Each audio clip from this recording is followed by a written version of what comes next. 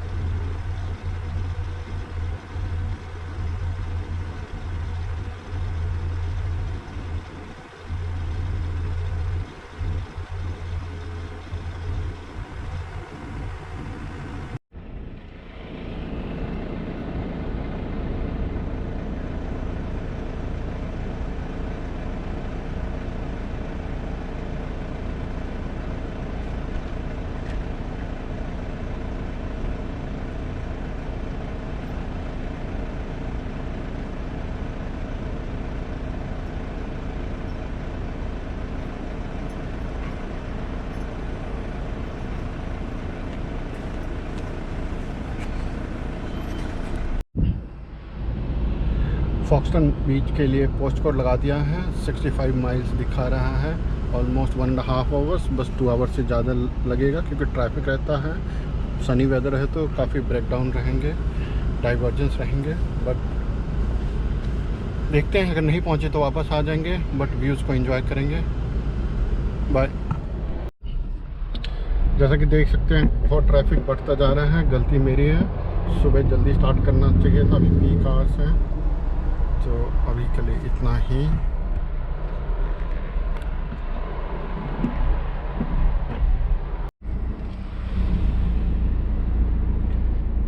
और 37 माइल्स अभी और बाकी है। अब इस बीच में ब्रेक लिया है। करीब 30 माइल्स ड्राइव कर लिया है। आगे की जर्नी स्टार्ट करते हैं।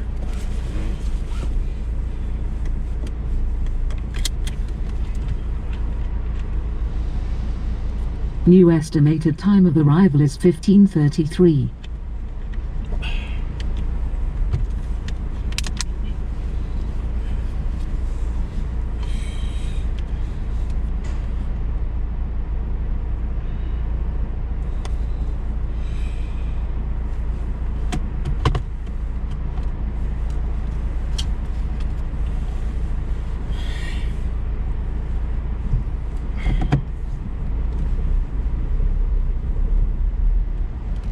Go straight on now.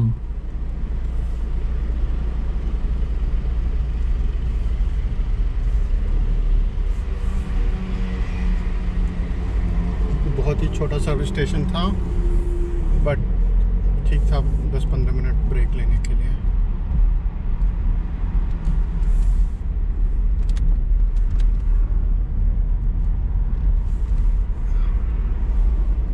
Follow the road.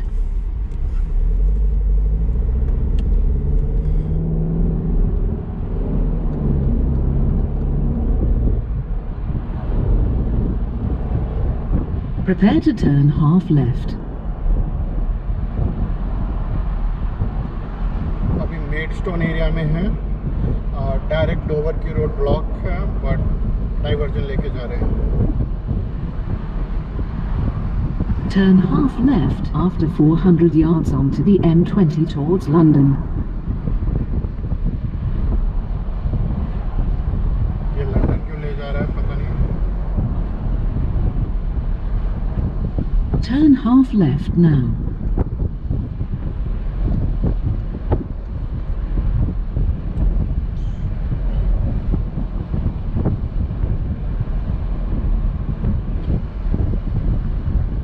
At the roundabout, 300 yards ahead, take the first exit.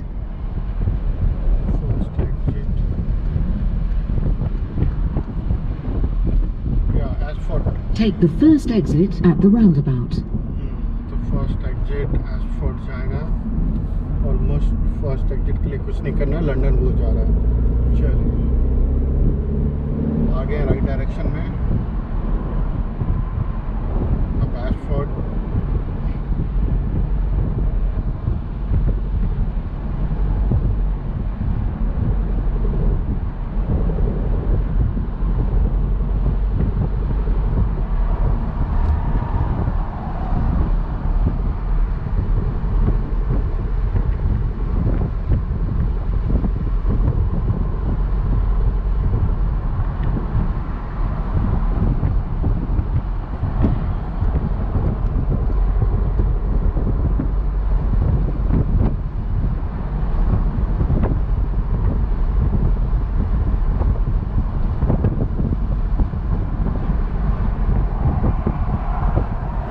Prepare to follow the M20 towards Ashford.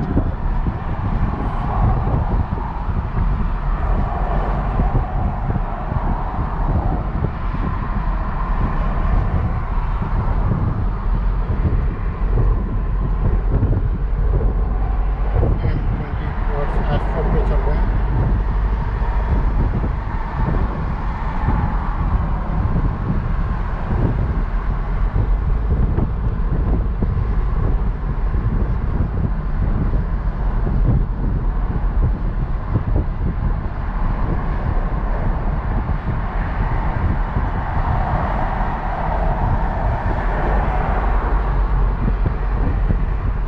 Follow the M20 towards Ashford now.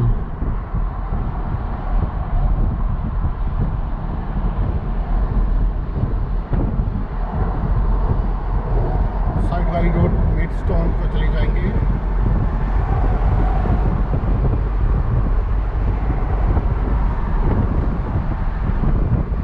Follow the road for 30 miles.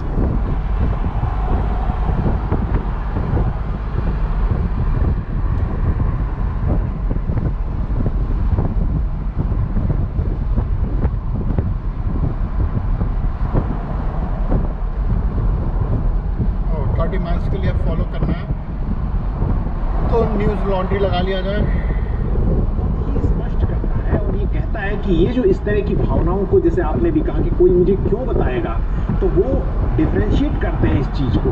वो कहते हैं कि patriotism जो है वो nationalism नहीं है जो हमें आज बताया जा रहा है, और आज तो बहुत ही उग्र और ब्लाइंड नेशनलिज्म बताया जा रहा है। मैं एक लाइन उनके ऐसे से पढ़ के आपको बताना चाहता हूँ। वो कहते हैं कि by nationalism I mean first of all the habit of assuming that human beings can be classified like insects। ये नेशनलिज्म जो है बाय डेफिनेशन ये बहुत लोगों को कीड़े मकोड़े की शक्ल में बदल सकता है। फिर दूसरी लाइन में वो कहते हैं कि patriotism is of its nature defensive, यानी अगर आप संगीत से मोहब्बत करते हैं तो संगीत, आप ऐसा नहीं कह सकते सड़क पर घूमते हुए जो संगीत नहीं सीख रहा है वो सब मूर्ख हैं या पवित्र लोग हैं, राइट। लेकिन वो कहते हैं कि patriotism is defensive both militarily and culturally, यानी सैन्य रूप में देखें चाहे सांस्कृतिक रूप में देखें, पेट्रियोटिज्म का एक डिफेंसिव है। Nationalism on the other hand is inseparable from the desire for power, और पावर किसी देश के लिए किसी सिंगल पावर यूनिट से।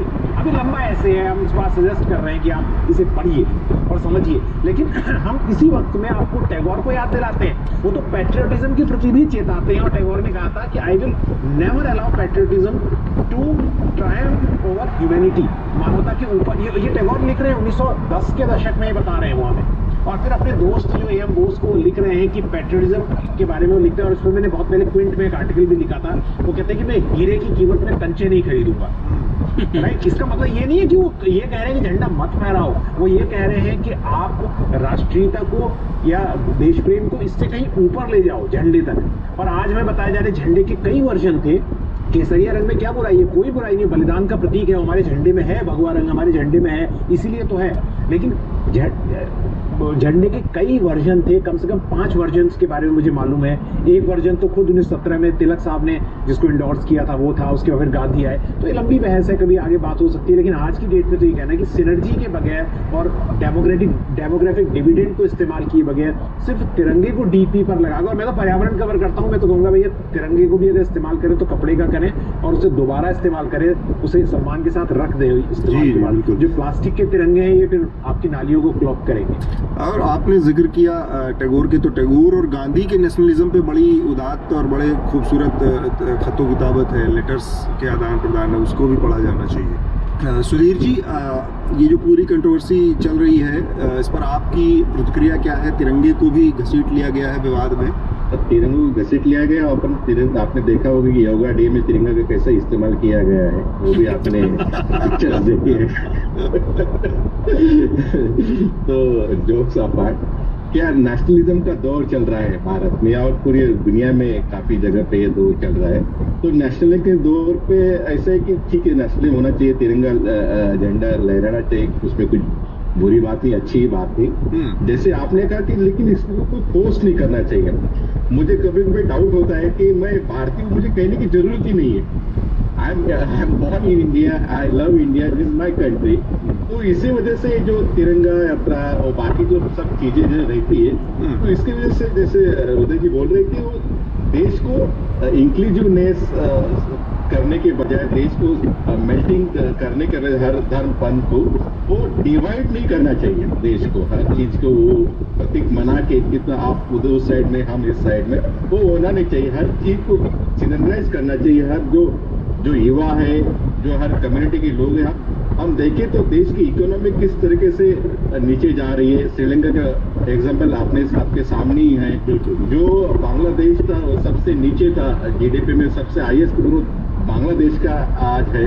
तो इकोनॉमिक की तरफ से भी अपन देखना, जब आदमी समृद्ध होगा पैसे से, बाकी चीजों से, तो बाकी चीजों नेचुरल चीज आने वाली है। लेकिन आदमी इकोनॉमी डाउन हो रही है, लोग को रोजगार जा रहे हैं, इन्फ्लेशन बढ़ रहा है, आज ही रेपो रेट बढ़ा दिया गया है, हाउसिंग का तुम्हारा EMI बढ़ जाएगा, इंटरेस्ट बढ़ जाएगा। तो ये चीजें भी इम्पोर्टेंट है, नेशनलिज्म इम्पोर्टेंट है, लेकिन उसके साथ में लोगों का रहन चला जो इंडेक्स है, हैप्पीनेस इंडेक्स, वो भी बढ़े तो अच्छी चीज रहेगी। बिल्कुल ठीक बात। शार्दुल, तो मैं सीरियस बात पे पहले बाद में आऊँगा क्योंकि एक इसका अंग रह गया जो हुआ है, तो लेकिन हल्की बात पहले कर लेते हैं। इतने सारे कोट बताए। मैंने मेरे ख्याल से 2002 में एक पिक्चर आई थी, शॉन कॉनरी और एड हैरिस उसमें है, द रॉक, उसमें एक कोट सुना था ऑस्कर वाइल्ड का, patriotism is virtue of the vicious, दुष्ट का गुण है। तो क्योंकि भावना आप किसी को, जैसे आपने कहा ना, आप जबरदस्ती किसी के अंदर भाव नहीं डाल सकते। कोई भी भावना हृदयंगम तब होती है जब वो स्वतः आती है ना। तो और ये बहुत स्वभाव भी है मानो ना कि आप जैसे डिक्टेट करते हैं, तो मेरे अंदर ये पैदा होता है कि ये डिक्टेशन आगे बढ़ता जाएगा। जैसे मैं आपके झंडा फहरा दिया, अबे झंडा ऐसे नहीं ऐसे फहराओ, फिर ये इस साइज वाला नहीं फहराओ या ऐसे नहीं, वही तो कहाँ तक जाएगा तो वो? आपके और मेरे अंदर ये बात एक सी है। मुझसे कोई कहता है कि नहीं तुम्हें ये करना, पहले बता क्यों कर, ऐसे थोड़ी करना। तो वही वाली बात है। अच्छा, मैं सीरियस बात पे आऊँ उससे पहले, मेरी पसंद की एक स्टैंड अप कॉमेडियन है अभिजीत गांगुली। वो कहते हैं मोदी जी जब से सत्ता में आए हैं काम देते रहते हैं, कभी ये करना है कभी वो करना है। उनके बीच में वो कहते भी है काम देते रहते हैं, कुछ ना कुछ काम बताते ही रहते हैं, दूसरे टास्क पे शिफ्ट करते रहते हैं। तो मतलब वो ये भी उन्होंने अपने जोक में ये भी कहा था कि पहले हमें बड़ा अच्छा लगा था यार आदमी कम सोता है, अब लगता है सो जाए, हमें भी सोने दे। तो बट अगर हम सीरियस बात पे आए, भाजपा अगर ये अभियान लॉन्च कर रही है तो इसका मतलब है उन्हें एक बार फिर से जनता का ध्यान भटकाने, मोबिलाइज करने का है। लेकिन इसमें एक चीज़ और हुई, कश्मीर के अनंतनाग जिले में एक स्कूल में ये कहा गया कि तिरंगे के लिए आप 20-20 रुपए जमा करें, और वहाँ लोकल प्रशासन गया और उन्होंने दुकानदारों को कहा कि 20-20 रुपए अगर आप GoPro shut down।